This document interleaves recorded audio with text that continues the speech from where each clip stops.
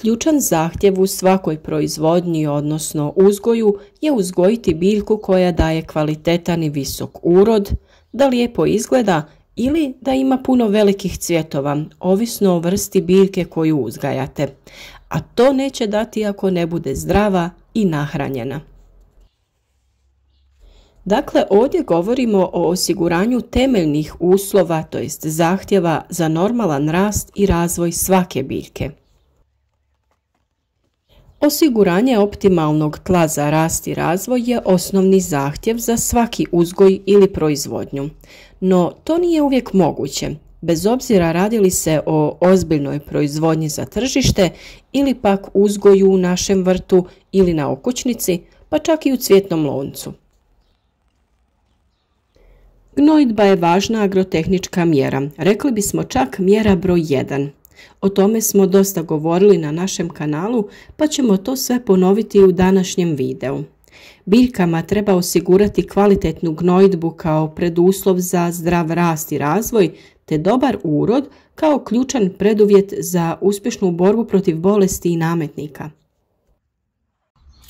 U današnjem videu ćemo govoriti o važnosti folijarne prihrane i o tome koliko je ona učinkovitija od ostalih načina prihrane biljaka. Ukoliko vas zanima uzgoj voća i povrća, cvijeća, zapratite naš kanal i saznajte sve naše prirodne savjete kako uzgojiti zdrave i uhranjene te plodonosne biljke. Vezano za gnojidbu ima dosta pitanja, a jedno od njih je kako i koliko gnojiti.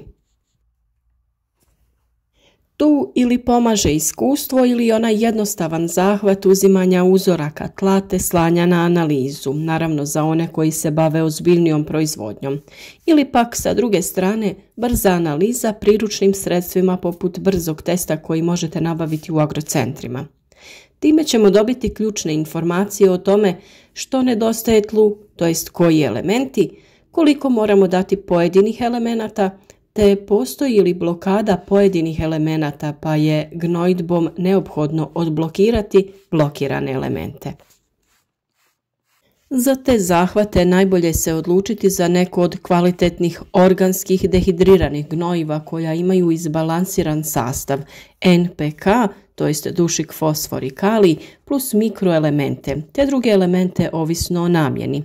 Ona su jednostavna za primjenu, te su sigurna bez štetnih bakterija, sjemena korova i imaju jednu ključnu prednost, a to su svi elementi koje sadrže su organskog porijekla, što znači da nema gubitka uslijed ispiranja ili isparavanja, pa će gnojidbu biti potrebno obaviti u pravilu samo jednom, bez dodatne prihrane. Iako se prethodno obogaćivanje tla odradi kako treba i na vrijeme, često zbog različitih situacija, vremenskih prilika ili neprilika, biljke određene elemente ne mogu usvojiti u dovoljnim količinama ili nikako. Tu u priču dolazi važnost folijarne prihrane, to jest prihrane preko lista. Folijarna gnojidba je najučinkovitiji način za povećanje prinosa i zdravlja biljaka. Ispitivanja su pokazala da upravo folijarna prihrana može povećati prinos od 12 do čak 25% u odnosu na konvencionalnu gnojidbu. Kao što sam rekla, pored osnovne i predsjetvene gnojidbe, važnu ulogu za povećanje prinosa i kvalitete danas ima upravo folijarna prihrana biljaka. Folijarna prihrana je tehnika hranjenja biljaka primjenom tekućeg gnojiva izravno na njihovu lisnu masu.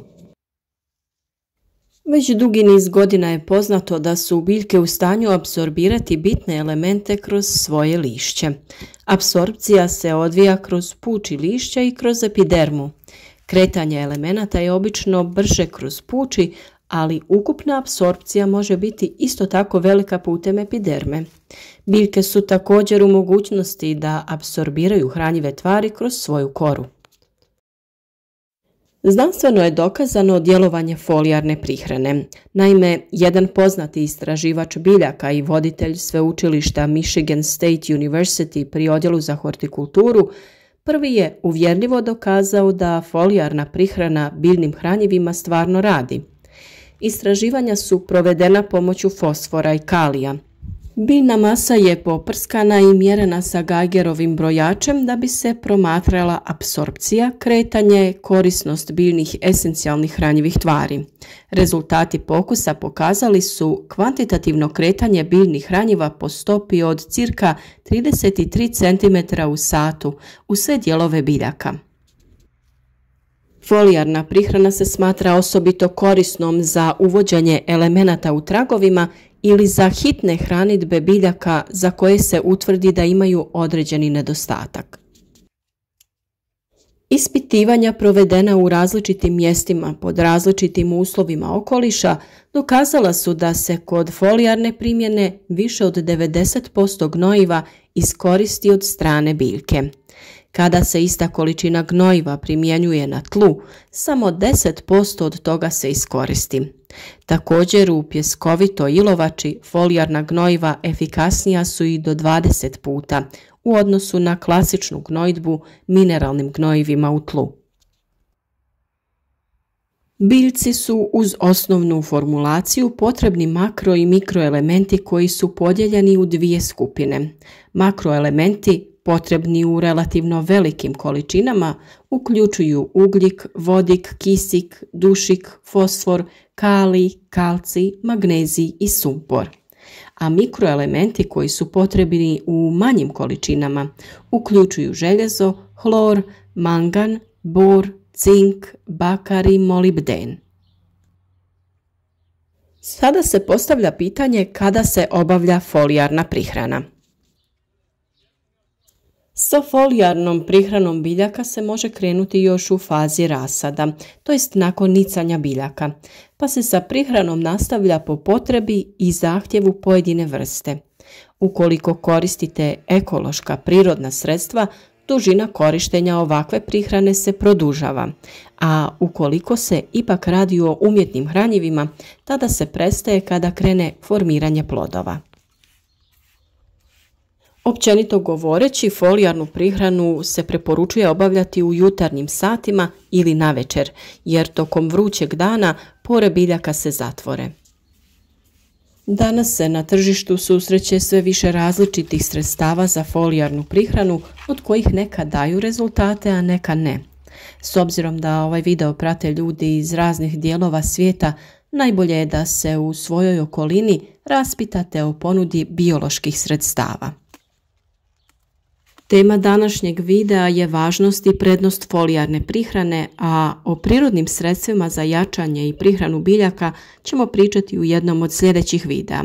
A do tada na našem kanalu možete pogledati savjete o korištenju koprive, pepela, sode bikarbone i sl. Folijarna prihrana je učinkovita metoda uvijek kada postoje poteškoće u usvajanju hranjiva kroz korijen, bez obzira na uzroke, ili je jednostavno potrebno obaviti korekciju jer smo uočili neke nedostatke kao na primjer uzgoj u monokulturi, nedostatak mikroelemenata te pojava kloroze i sl.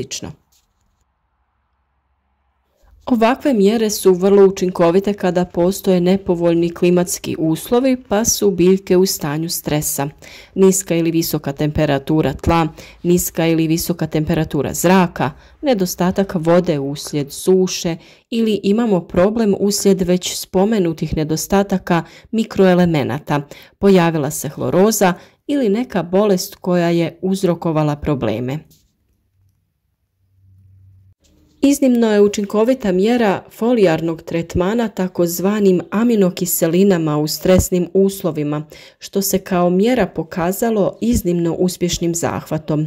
Ukoliko se upotrebljavaju kvalitetni proizvodi biljne aminokiseline, učinak je vidljiv u vrlo kratkom vremenu.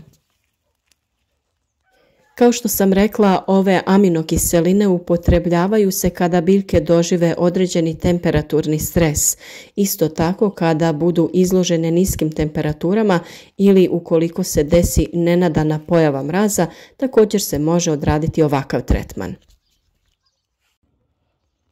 Kod nekih folijarnih pripravaka treba pripaziti jer neki od njih ukoliko se koriste u previsokim koncentracijama mogu izazvati štetne posljedice na nadzemnim dijelovima biljke u obliku paleža, to jest fitotoksičnosti.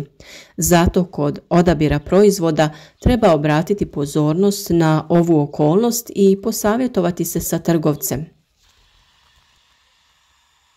Također trebate pripaziti da sa folijarnim tretmanom ne idete za jaka sunca, pa je to potrebno obaviti predvečer kada nema izravnog sunčevog svjetla.